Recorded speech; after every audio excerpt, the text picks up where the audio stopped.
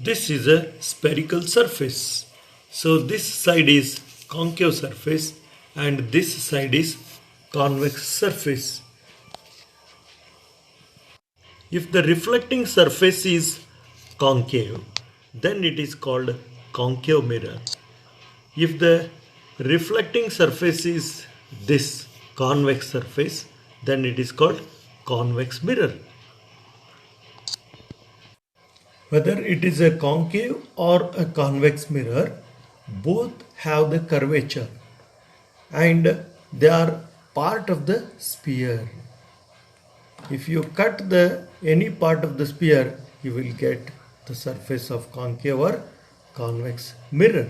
Therefore, all the curvatures have the radius of curvature which is equal to the radius of the sphere of which they are part. There are two types of spherical mirrors. One is concave, another is convex. In concave mirror, the inside edge is polished. The inside edge acts as a reflecting surface.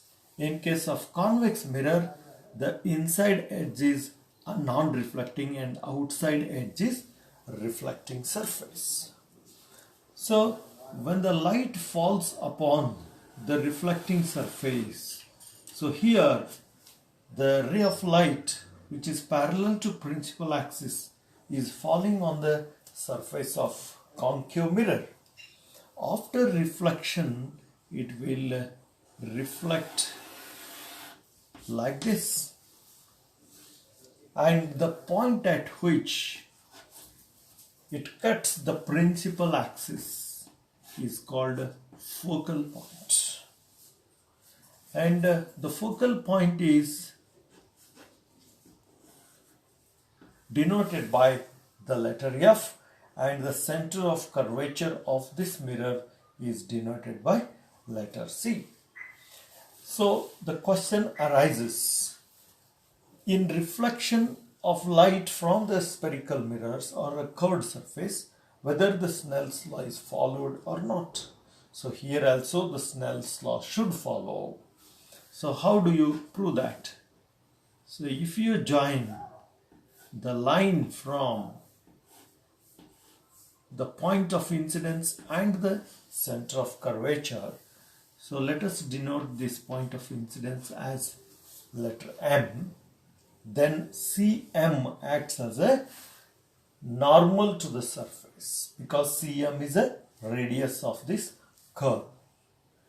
So the angle between incident ray and the normal act as a angle of incidence, and angle between normal and the reflected ray act as angle of reflection. As Snell's law says, I must be equal to R.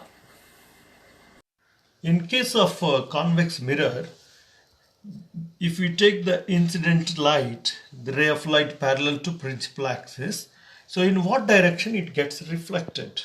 So to understand that, first we have to draw the normal from center of curvature to the point of incidence. The angle between normal and the incident ray acts as I. Now you have to draw a ray which gets reflected in this direction in such a way that the angle between reflected ray and the normal will be equal to I. So both of these angles are equal. So this looks like as if coming from this point F.